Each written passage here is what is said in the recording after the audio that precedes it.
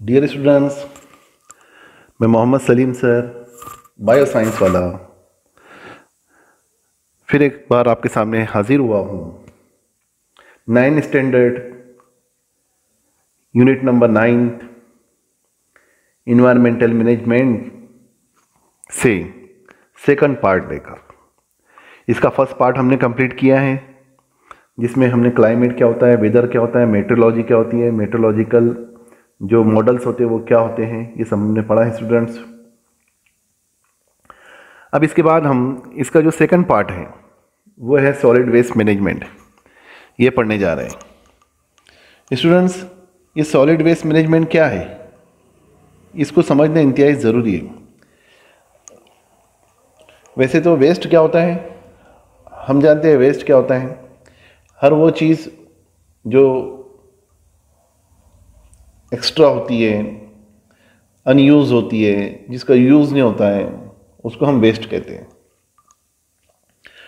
और सॉलिड इसकी कैटेगरी होती है, ये वेस्ट लिक्विड में भी हो सकता है, गैस के फॉर्म में भी हो सकता है और सॉलिड में भी हो सकता है। लेकिन हमारे लिए जो सबसे बड़ा मसला है वो सॉलिड वेस्ट का है। तो ये वेस्ट क्या है, इसका मैनेजमेंट क्या है और ये हमारे वक्त की क्यों ज़रूरत है, नीड ऑफ द आवर क्यों है, तो ये हमको समझना है। तो इसमें सबसे पहले तो हम अंडर कैन यू टेल में हमें जो चीज़ यहाँ दी जा रही है उसको समझना है। कैन यू टेल में हमको 2 क्वेश्चंस दिए जा रहे हैं, they are related to our yes previous study. Pollution क्या है आपने पढ़ा है, पॉल्यूशन की टाइप्स क्या है ये लास्ट ईयर आपने पढ़ा है। सिंपल क्वेश्चन है, what is mean by pollution, pollution किसे कहते हैं। पॉल्यूशन ये हमारे एटमॉस्फेयर में या हमारे इन्वायरमेंट में जो है, या हमारे सराउंडिंग के अंदर या नेचुरल इन्वायरमेंट में जो टॉक्सिक चीज़ें होती है, जो कंटामिनेटेड सब्सटेंसेस होते हैं, जो हमारे नेचुरल इन्वायरमेंट को पर एडवर्स इफेक्ट डालते हैं, इल इफेक्ट डालते हैं, वो तमाम चीज़ों को हम पॉल्यूशन कहते हैं। तो pollution is the discharge of toxic or contaminated substance into the surrounding that has adverse effect on the natural environmental condition and life। हम इसको इस तरह से भी डिफाइन कर सकते हैं, pollution is the phenomenon that arises due to the contamination of the environment either due to human activities or due to the natural causes। यानी ये pollution दोनों causes से हो सकता है, नेचुरल causes से भी हो सकता है और ह्यूमन एक्टिविटी से भी हो सकते हैं। ह्यूमन को तो इस पूरे बायो प्लैनेट पर मेन पॉल्यूशन का कॉजेस माना जाता है, क्योंकि ह्यूमन ही जो है अपनी एक्टिविटी के जरिए से जो है पॉल्यूशन कर रहा है।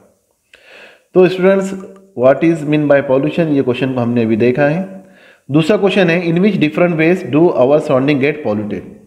अब हमारे आसपास में कौन कौन सी चीज़ें हैं जिससे पॉल्यूशन होता है। तो हमारे सराउंडिंग में, हमारे आसपास में एयर पॉल्यूशन होता है, वाटर पॉल्यूशन होता है, सॉइल पॉल्यूशन होता है, नॉइस पॉल्यूशन होता है, रेडियोएक्टिव पॉल्यूशन होता है। All these are the types of pollution which are in our surrounding. अब एयर पॉल्यूशन कैसे होता है, तो एयर में जो नेचुरल जो एयर का एनवायरनमेंट है उसके अंदर एयर का पॉल्यूशन होना, जैसे CO2 का, नाइट्रस ऑक्साइड का, डस्ट का, ये सब चीज़ों का जो है एयर में मिल जाना, मिक्सचर में, एयर मिक्सचर में मिलकर उसका जो है परसेंटेज या उसका जो कंपोजिशन है उसको डिस्टर्ब करना, उसे हम एयर पॉल्यूशन कहते हैं। जिसकी वजह से क्या होता है, एयर पॉल्यूशन के भी बहुत सारे एडवर्स इफेक्ट हैं। तो एयर पॉल्यूशन से रिस्पायरेटरी डिसीजेस होती है इंसानों में, एयर पॉल्यूशन से ग्लोबल वार्मिंग हो रही है, एयर पॉल्यूशन से जो है एसिड रेन होती है, ये सब उसके आपने लास्ट ईयर पढ़े हैं सब, और आगे भी आप ये सब चीज़ें डिटेल में पढ़ेंगे। तो एयर पॉल्यूशन बोले तो ये फ्यूल के excessive burning of the fuel जो होता है, वुड जो होता है, या पेट्रोल या डीजल, जो गाड़ियों का स्मोक धुआं निकलता है, या फैक्ट्रियों से निकलने वाला जो धुआं रहता है, कंटामिनेशन हो जाता है। दूसरा नॉइस पॉल्यूशन है। तो नॉइस पॉल्यूशन क्या है, इकाई से होता है machine, industries, loud music, sound, इससे होता है। तो नॉइज पॉल्यूशन के बहुत सारे रीज़न हैं। रेडियोएक्टिव पॉल्यूशन, ये भी बहुत सारे nuclear plant, malfunctioning, improper nuclear waste, disposable, accident, ये सब चीज़ों से ये होता है। तो अनवांटेड जो चीज़ें रहती है, जो एटमॉस्फेयर के नेचुरल कंडीशन को एडवर्स इफेक्ट पैदा करती है, उन अनवांटेड चीज़ों की वजह से जो पॉल्यूशन होता है या उसका जो सोर्स होता है उसको हम उसका पॉल्यूशन कहते हैं। पानी के अंदर वाटर पॉल्यूशन होता है। तो बहुत सारी चीज़ें ऐसी है जो वेस्ट है, जो हमारे घरों से निकलता है, फैक्ट्रियों से निकलता है, ये इसका ड्रेनेज कहाँ हो जाता है? यस, ये रिवर में हो जाता है, पीने के पानी में हो जाता है ना। इंसेक्टिसाइड्स का स्प्रेइंग करना और बहुत सारे केमिकल्स का छिड़काव करना प्लांट्स के ऊपर, फिर ऑयल स्पिल होना। ऑयल स्पिल यानी बड़े बड़े जो टैंकरों का जो है, बड़े बड़े जहाज़ों का जो है वो समंदर के अंदर जो है लुढ़क जाना, गिर जाना, ये सब चीज़ें उसमें आती हैं। तो वाटर पॉल्यूशन भी होता है। एयर पॉल्यूशन हमने देख लिया, साउंड पॉल्यूशन, सॉइल पॉल्यूशन भी होता है। इंसेक्टिसाइड्स का ज़्यादा इस्तेमाल होना, पेस्टिसाइड्स का ज़्यादा इस्तेमाल होना, इंडस्ट्रियल वेस्ट और माइनिंग के वजह से जो है ज़्यादा से ज़्यादा जो है मिट्टी के अंदर गंदी चीज़ें, कंटेमिनेटेड चीज़ें जाना, है ना, माइनिंग होना, डिफॉरेस्टेशन होना, ये सब चीज़ें जो है ये एयर पॉल्यूशन का जरिया बनती है। तो स्टूडेंट्स, ये है दूसरे क्वेश्चन के आंसर्स, आप नोट कर लीजिए इनको। In which different ways do our surrounding get polluted. दूसरी इंपॉर्टेंट चीज़ यहाँ दी जा रही है जो आपके लिए है, लेकिन मैं इसको यहाँ थोड़ा सा एक्सप्लेन कर दूंगा। एक डायग्राम दी हुई है बाद आपकी ही किताब में बाजू में 9.2 सॉलिड वेस्ट करके। आपको कहा जा रहा है ऑब्जर्व दिस, ठीक है, और अंडर ट्राई दिस के अंदर हम देख रहे हैं इसको ऑब्जर्व दिस। क्या क्या चीज़ें यहाँ दी जा रही है? ऑब्जर्व द गार्बेज, यहाँ कचरा दिया हुआ है, जो वेस्ट है वो दिया जा रहा है, ये सॉलिड है पूरा। Collected in the dustbin of your classroom, और कहा जा रहा है कि आप ये आपके क्लासरूम के डस्टबिन में कलेक्ट कीजिए। And make a list of the various material in it, और वहाँ पर जो भी क्लासरूम के अंदर जो भी चीज़ें होती हैं, जो वेस्ट निकलता है, उसको कलेक्ट कीजिए। Discuss with your teacher how this material can be properly dispose of, आपके टीचर से डिस्कस कीजिए कि इस मटेरियल को किस तरह से डिस्पोज ऑफ किया जा सकता है। तो ये चीज़ें एक एक्टिविटी है, ये आपके लिए है। Can we do the same with the garbage generated in our house, तो यही एक्टिविटी जो आप अपने टीचर के साथ करेंगे, क्या यही चीज़ें हम हमारे घर में हो सकती है? हाँ बिल्कुल, क्योंकि यही कचरा, ये इसी किस्म का जो वेस्ट, गार्बेज वगैरह हमारे घर में भी निकलता है। किचन का डोमेस्टिक वेस्ट, किचन का जो कचरा ये वो सब निकलता है। तो थिंक अबाउट, आपको कहा जा रहा है कि उसके ताल्लुक से सोचिए। तो स्टूडेंट्स, ये जो वेस्ट हैं, अलग अलग किस्म के वेस्ट होते हैं। तो यहाँ पर हम देखते हैं कि वेस्ट की कैटेगरी होती है। वेस्ट की कैटेगरी क्या है? तो वेस्ट की कैटेगरी ये है कि वेस्ट जो है वो दो तरह का होता है। एक होता है एक क्या होता है? ड्राई वेस्ट, और एक होता है वेट वेस्ट, यानी गीला और सूखा। तो गीला क्या होता है और सूखा क्या होता है? तो ये कैटेगरी हमको क्यों करने के लिए कहा जा रहा है? क्योंकि इसके हिसाब से हम इसके ऊपर जो है कुछ तो भी प्रोसीजर करते हैं। तो ये चीज़ें ध्यान में लाने से पहले आप जो है सॉलिड वेस्ट की डेफिनेशन अच्छी से समझ लीजिए। पहले सॉलिड वेस्ट किसे कहते हैं? तो हर वो गैर ज़रूरी मटेरियल, चीज़ें जो डेली ह्यूमन एक्टिविटी के ज़रिए से लाई जाती है, कलेक्ट की जाती है या पैदा होती है, उसे हम सॉलिड वेस्ट कहते हैं। तो इसको लिख लीजिए आप डेफिनेशन को। Any solid unwanted material that and articles generated through daily human activities are called as solid waste. तो ह्यूमन एक्टिविटी के जरिए से जो भी चीज़ें निकलेगी उसे हम सॉलिड वेस्ट कहेंगे। तो स्टूडेंट्स, ये ध्यान में रखिए आप कि इस एक्टिविटी में हमको क्या करना है। इस एक्टिविटी में हमको जो है ये करना है कि जितने भी हमारे स्कूल के अंदर जो चीज़ें निकलती है, डेली निकलती है, उसकी एक लिस्ट बनाना है और उसको कैटेगराइज करना है ड्राई और वेट में, ठीक है, और आपके टीचर के साथ उसके ऊपर डिस्कस करना है।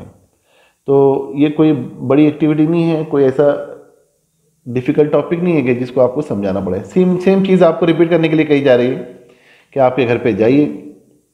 आपके घर पे जाने के बाद जो है घर के अंदर जो जो चीज़ें निकलती है, घर में जो भी निकलती हो, कोई भी चीज़ निकल सकती है घर से, है ना, तो उसको निकालिए। तो ये कैटेगरी करना, हमको कैटेगराइज करना ज़रूरी है।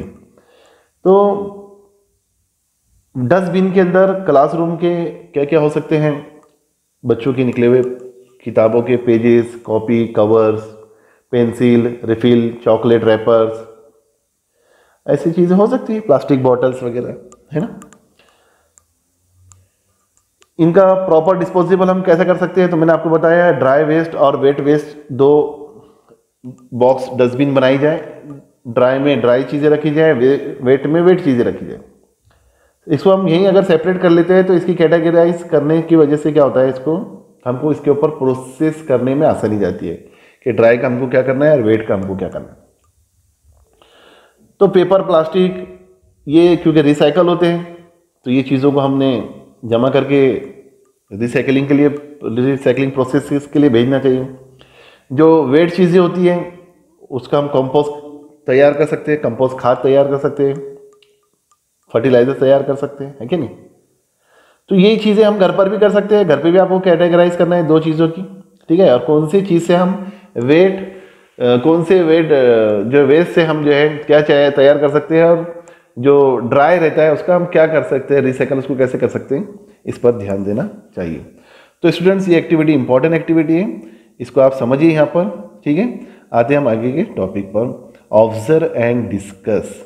आपको कहा जा रहा है ऑब्जर्व एंड डिस्कस, यानी आपसे ये कहा जा रहा है कि ये जो एक्टिविटी है, दो फोटोज नीचे दी हुई है, वो दोनों फोटो को आप देखिए। एक तो ए दी हुई है और नीचे बी दी हुई। ये एक फुटपाथ, एक रोड है साइड में, उसके ऊपर जो फुटपाथ रहता है उस पर का एक फोटो है, एक नीचे का है। तो ऊपर का इसमें आप देख लीजिए बहुत ही, और वो बस स्टॉप भी है जहाँ पर आके बसेस रुकती है, ठीक है। बड़े बड़े सिटियों के अंदर लोग यहाँ खड़े रहते हैं, और साइड में रोड बताया हुआ है। ए पिक्चर में वो जगह को पूरा पॉल्यूटेड बताया हुआ है, और बी पिक्चर में उसको पूरा क्लियर दिखाया हुआ है। आप ऑब्जर्व कीजिए इसको। 9.3 area with garbage versus clean area, यानी दो एरिया बताइए, दो वेस्ट यहाँ बताए जा रहे हैं, ठीक है। एक ए फोटो में और एक बी फोटो में, आप देखिए, ऑब्जर्व कीजिए इसको, ठीक है। और उसके साथ साथ उसके बाजू में जो है कुछ क्वेश्चंस भी दिए हुए। तो क्वेश्चंस क्या है, पहले ए पिक्चर क्या है ये ध्यान रख लीजिए। ए पिक्चर वो है जिसमें हम गार्बेज देख रहे हैं, हाँ, एक ऐसा इलाका दिख रहा है जो फुटपाथ के ऊपर जो है या रोड के साइड में जो है गार्बेज, कचरा, ऐसा लग रहा है कचरा पेटी है वो, है ना, ठीक है। बी है बहुत अच्छा एक फुटपाथ है, और वहाँ पर जो है क्लीननेस है, हाँ, हर चीज़ मेंटेन है, क्लीन है, ठीक है। दो पिक्चर है। तो स्टूडेंट्स, अब आपको जो है इसके जो साइड में क्वेश्चन दिए हुए हैं, what is main difference between what we see in the two picture given below, यानी आपको उसमें डिफरेंस भी निकालना है, what is main differences between and what we see in the picture along side A and B, यानी हमको जो है ये पिक्चर में क्या देखने को मिला। सबसे पहले तो एक question, what is the main difference between, ठीक है, और जो दोनों पिक्चरों में क्या मेन डिफरेंस है वो बताना है आपको। और दूसरा क्वेश्चन है, what should we do permanently maintain the condition seen in the picture B. अब पिक्चर बी के अंदर जो कंडीशन है, क्लीननेस, साफ सुथरा एकदम रोड दिख रहा है, इसको मेंटेन करने के लिए हम क्या कर सकते हैं, बताइए क्या कर सकते।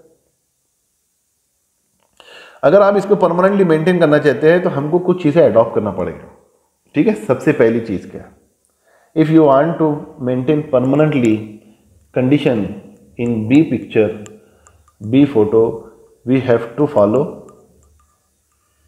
सम इम्पॉर्टेंट पॉइंट्स। व्हाट, सबसे पहले तो जो कचरा है वो ऐसे इलाके में, वो डस्टबिन में, डंपिंग ग्राउंड में ही फेंका जाए, खुले में ना फेंका जाए, ठीक है, नंबर एक पॉइंट। दूसरा, अगर हमको इस तरह का कोई कचरा वगैरह हमको कहीं नज़र आ रहा है, रास्ते पे चढ़ा पड़ा हुआ, तो हमने खुद उसको हमारे हाथ से ही जो है उठाना चाहिए और उसको डस्टबिन में डाल देना चाहिए। ये हमारी एक्टिविटी दूसरी। तीसरा, हम क्या कर सकते हैं, अगर हमको दिख रहा है कि कुछ लोग जो है इस तरह का कुछ कर रहे हैं, स्ट्रीट के ऊपर कुछ पॉल्यूशन कर रहे हैं, कुछ वेस्ट फैला रहे हैं, तो हमने उनको रोककर थोड़ा बोलना चाहिए और बताना चाहिए कि इस तरह की चीज़ों से रुकिए। ये दो चीज़ें। तो पहले में आपने डिफरेंसेस देख लिया, क्या डिफरेंसेस है। एक फोटो के अंदर बिल्कुल जो है एक इलाका है बिल्कुल अनहाइजीनिक दिख रहा है, कंटेमिनेट लग रहा है, पॉल्यूटेड लग रहा है, ठीक है। दूसरी पिक्चर में वो सब क्लीन है, सब साफ सुथरा है। तो स्टूडेंट्स ये बहुत इंपॉर्टेंट चीज़ है और ये एक्टिविटी का सामना हमको हमारे डेली रूटीन लाइफ में हो सकता है। सबसे पहले many waste material are generated through the various daily human activities, ये तो ध्यान में रखिए, इसी को हम सॉलिड वेस्ट कहते हैं। ये डेफिनेशन है, इंपॉर्टेंट डेफिनेशन है, आप इसको अंडरलाइन कर लीजिए, लिख के भी रख लीजिए। सॉलिड वेस्ट किसे कहते हैं, अगर आपको सवाल आता है तो you have to give the answer of that question. Many waste material are generated through the various daily human activities, this is called as solid waste. If this waste material are properly dispose of they can be valuable source of energy, यानी इसको अगर से हम अच्छे से dispose करते हैं, recycle के लिए भेज सकते हैं इसको दोबारा।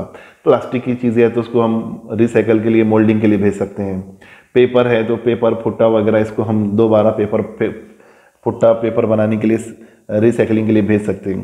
कुछ वेट चीज़ें हैं, वेट चीज़ें जो रहती है गीले घर में का, उससे हम अच्छा कंपोस्ट तैयार कर सकते हैं, ग्रीन एनर्जी तैयार कर सकते हैं।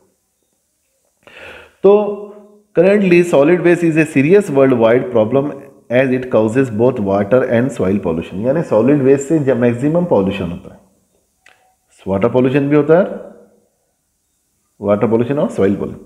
Solid waste is also serious problem from point of view of economic growth. अब इसका हमारे इकोनॉमी से भी बहुत गहरा ताल्लुक है। एंड इन्वायरमेंटल डिग्रेडेशन, और इन्वायरमेंट का जो डिग्रेडेशन हो रहा है उससे भी उसका ताल्लुक पड़ता है। And also health of the human and plant, ठीक है स्टूडेंट्स। तीन चीज़ें से हमारी मार खा रही है। नंबर एक हमारी इकोनॉमिक प्रॉब्लम है, दूसरा हमारा क्या है, इन्वायरमेंटल डिग्रेडेशन है, तीसरा हेल्थ है। तो ये तीनों चीज़ें सॉलिड वेस्ट से हमारे को अफेक्ट कर रही हैं, सॉलिड वेस्ट से हमारी अफेक्ट हो रही हैं। It has pose serious threat to nature and human habitat. तो नेचर को जहाँ ये नुकसान पहुँचा रही है वो ह्यूमन हैबिटेट को भी पहुँचा रही है। हैबिटेट कहते हैं वो जगह जहाँ लिविंग ऑर्गेनिज्म रहते हैं, उसको हम हैबिटेट कहते हैं। तो because of the air water and soil pollution it causes serious problem, ठीक है। तो ये ध्यान में रखिए आप स्टूडेंट्स, ये इंपॉर्टेंट चीज़ें थी जो मैंने आपको यहाँ समझाया। दो चीज़ें और दी गई हैं यहाँ पर, डू यू नो, ऑब्जर्व, ये भी एक्टिविटी आपके लिए कि आपको जानना चाहिए कि पर डे कौन से सिटी से कितना टन सॉलिड वेस्ट निकलता है, हमारे सिटी से कितना निकलता है, बड़े बड़े मेट्रो सिटी से कितना निकलता है, पूरे कंट्री का कितना निकलता है, पूरे वर्ल्ड में कितना सॉलिड वेस्ट तैयार होता है, और इसका मैनेजमेंट क्यों ज़रूरी है। अगर स्टूडेंट्स एक थोड़ी सी एग्जांपल मैं आपको देता हूँ। आप आपके मम्मी से कहिए कि डेली हम किचन में एक्टिविटी कर रहे हैं और डेली आप जो है वो अपने किचन को साफ ना करें, जो कचरा निकल रहा है जहाँ वहीं पड़े रहते, क्या होगा। 8 दिन में आपको किचन के कोने में या किचन में ही कचरे का ढिगार नजर आएगा, एक बड़ा ढिगार। बीमारियां वगैरह उसके इल इफेक्ट तो अलग बात है, लेकिन जो ये हो जाएगा कि उसका एक बड़ा ढिगार, अब इसको हमको हटाना है। अगर ये बताइए कि हमने अगर हमारे सिटी का, हमारे वर्ल्ड, हमारे कंट्री का जो सॉलिड वेस्ट को प्रॉपर मैनेज नहीं किया, तो हमको जहाँ बड़े बड़े पहाड़ ये जो इसके नज़र आ रहे हैं, पत्थरों के चट्टानें नज़र आ रही हैं, वैसे बड़े बड़े पहाड़ हमको कुछ सालों में सॉलिड वेस्ट के नज़र आएंगे अगर हमने इसका मैनेजमेंट नहीं किया तो इसको मैनेज करना बहुत ज़रूरी है। तो सबसे पहले कहा जा रहा है आपको कि do you know, what you know, solid waste generated in the main metro cities of the state is approximately as follow. देखिए, मुंबई में 5000 टन, पुणे में 1700 टन, नागपुर में 900 टन, ये है, ये पर डे का कचरे का सॉलिड वेस्ट का जो है ये जनरेट होता है इतना। 26 जुलाई 2005 देखिए, a serious flood calamity has arisen in Mumbai. Mumbai के अंदर तो हर साल पानी के बारिश लगी कि वहाँ पर जो है पानी जम जाता है, ट्रेनें जाम हो जाती है, रास्ते जाम हो जाते हैं, बड़े बड़े जो उनके गटर खोलना पड़ता है, पूरा गटरों में जाम हो जाता है। क्यों? क्योंकि ये जो है गटरों के अंदर ये पूरा सॉलिड वेस्ट जमा हो जाता है। Improper solid waste management was one of the main reasons behind the calamity. Thus we see that accumulation of the solid waste can lead to various calamities. तो ये जो डिजास्टर होता है, कैलेमिटीज होते हैं, ये नेचुरल कैलेमिटीज जो होते हैं, उसमें सॉलिड वेस्ट बहुत ज़्यादा इम्पॉर्टेंट रोल अदा करता है, प्ले करता है थ्रेट करने का, कैलेमिटीज करने का। तो हमको ये ध्यान में रखना चाहिए। Observe, make a survey of building और एरिया वेयर यू लाइव। आपको कहा जा रहा है कि आप जो बिल्डिंग में, जो एरिया में रहते हो, वहाँ का सर्वे कीजिए। Categorize the garbage as degradable and non degradable. आपको कहा जा रहा है कि गार्बेज को डिग्रेडेबल और नॉन डिग्रेडेबल में कैटेगराइज कीजिए। Approximately how much solid waste is generated in week. और आपके इलाके में एक वीक में कितना गार्बेज जमा होता है उसको निकालिए। Make a list of the factor responsible for it. और आपके इलाके में ये सॉलिड वेस्ट को पैदा करने के वो कौन से फैक्टर्स हैं, इसकी लिस्ट तैयार कीजिए। अब पहले हमने कैटेगरी 2 किए थे सॉलिड वेस्ट की, स्टूडेंट्स याद रहना चाहिए। काय में सॉलिड वेस्ट को हमने 2 कैटेगरी में डिवाइड किया था, एक ड्राई में और एक वेट में। सूखा कचरा और गीला कचरा। आपकी तरफ अगर से कचरा गाड़ी आती होंगी तो उस पर भी लिखा हुआ है, गीला कचरा इधर डालिए, सूखा कचरा इधर डालिए। अब आप वो प्रॉपर मैनेजमेंट करते हैं कि नहीं पता नहीं मुझे। घर में भी हमने 2 डस्टबिन बनाने चाहिए, सूखे कचरे की और, ताकि यहीं से उसका प्रोसेस शुरू हो जाए, कहीं से उसको कैटेगराइज करके यहीं से उसका प्रोसेस शुरू हो जाए। तो स्टूडेंट्स फिर दूसरी टर्म, और अगेन हम जो है सॉलिड वेस्ट को डिवाइड कर रहे हैं 2 टाइप के वेस्ट में। एक को कह रहे हैं हम डिग्रेडेबल वेस्ट और एक को कह रहे हैं नॉन डिग्रेडेबल। तो बहुत इंपॉर्टेंट टर्मिनोलॉजी है ये, साइंटिफिक टर्म है, ड्राई और वेट की ही जैसी है, लेकिन ड्राई और वेट एक अलग कैटेगरी हो गई है, लेकिन ये डिग्रेडेबल और नॉन डिग्रेडेबल एक अलग कैटेगरी हो गई। तो यहाँ देखिए आप डिग्रेडेबल नॉन डिग्रेडेबल को समझना है हमको, ठीक है। यहाँ तक आपके समझ में आ गया अच्छे से। ऑब्जर्व, डू यू नो, एक लिस्ट भी तैयार करना है और उस लिस्ट के जरिए से हमको पता लगेगा। तो ये हो गया can you tell. Can you tell में फिर आपको एक क्वेश्चन पूछा जा रहा है, वही डेफिनेशन जो अभी आपको मैंने समझाया हूँ। कौन सी डेफिनेशन समझाया हूँ? What is mean bye solid, है ना। ये लिखे भी होंगे आपने, पॉइंट आउट भी कर लिए होंगे, किताब में है, अंडरलाइन भी कर लिए होंगे, ठीक है। इस पर डिस्कस नहीं करते हैं, आगे बढ़ते हैं। What are the different things included in solid waste. अब कौन कौन सी चीज़ें हैं सॉलिड वेस्ट में इसके अलावा, तो हम ये देखते हैं कि सॉलिड वेस्ट में जो चीज़ आती है, नंबर 1 ये है कि वहाँ पर जो है उसका अलग अलग तरह का वेस्ट रहता है। कुछ चीज़ें जो है प्लास्टिक की रहती है, कुछ ग्लास की रहती है, कुछ पेपर की रहती है, कुछ एनिमल वेस्ट होता है, कुछ प्लांट वेस्ट होता है ना, है कि नहीं। तो ये पूरा जो वेस्ट रहता है, फिर वेस्ट में भी हम अलग अलग वेस्ट को और कैटेगराइज कर सकते हैं। हम वेस्ट को इंडस्ट्री से निकलने वाला वेस्ट, हॉस्पिटल से निकलने वाला वेस्ट, है ना, खेतियों से निकलने वाला वेस्ट, खेतियों से भी निकलता है ना, हाँ खेतियों से भी निकलता है। फिर और हम इसको कैटेगराइज कर सकते हैं इसमें इंडस्ट्री होगा, इसके सोर्सेस के हिसाब से, एग्रीकल्चर वेस्ट, इंडस्ट्रियल वेस्ट, है ना, किचन वेस्ट, डोमेस्टिक वेस्ट, ये सब हम उसको कैटेगरी, जहाँ से जो सोर्स से जहाँ से वेस्ट निकलता है उससे हम उसको उसमें डिवाइड कर सकते हैं स्टूडेंट्स। और हम एक लंबी लिस्ट जो है वेस्ट की तैयार कर सकते हैं और ये कह सकते हैं कि ये इतने इतने टाइप का वेस्ट होता है। तो कैन यू टेल में आप देखेंगे दूसरा जो क्वेश्चन दिया हुआ है, what are the different things included in the solid waste, तो ये है अलग अलग थिंग्स इसमें आती है और इस पर जो है क्वेश्चंस आपको लिखकर आना चाहिए। स्टूडेंट्स ये जो क्वेश्चंस दिए हुए हैं, ये साइड के जो क्वेश्चन दिए हुए रहते हैं आपको टेक्स्ट बुक्स में, ये इंपॉर्टेंट क्वेश्चन होते हैं, इस पर सोचा करो। आपको जब कहा गया कि थिंक ओवर इट, तो थिंक करना चाहिए उसके ऊपर। आपको कहा गया है कि डिस्कस इट, तो डिस्कस करना चाहिए। क्यों? क्योंकि ये बर्निंग टॉपिक रहते हैं, ये हमारे डेली रूटीन और लाइफ से इसका जो है कनेक्शन होता है ना। अभी आपको कहा गया कि सर्वे कीजिए ऊपर की एक्टिविटी में और मालूम कीजिए आपके एरिया में सॉलिड वेस्ट के कौन कौन से सोर्सेस हैं, कौन कौन से जरिए से सॉलिड वेस्ट होता है। कहा गया ना आपको। क्यों कहा गया? क्योंकि हम हमारे इलाके में, हमारे घर में ये सब चीज़ों को फेस करते हैं और जब हम फेस करते हैं तो इस पर सोचेंगे। जब सोचेंगे तो हम इन तमाम प्रॉब्लम को सॉल्व करने के लिए कुछ ना कुछ तो सोचेंगे, कुछ ना कुछ तो कलेक्ट करेंगे मटेरियल, कुछ ना कुछ तो हम जो है कोशिश करेंगे कि कम से कम हो। तो बहुत इंपॉर्टेंट चीज़ है ये, इस पर ध्यान दीजिए। अभी एक्टिविटीज़ वगैरह पर ध्यान देना चाहिए।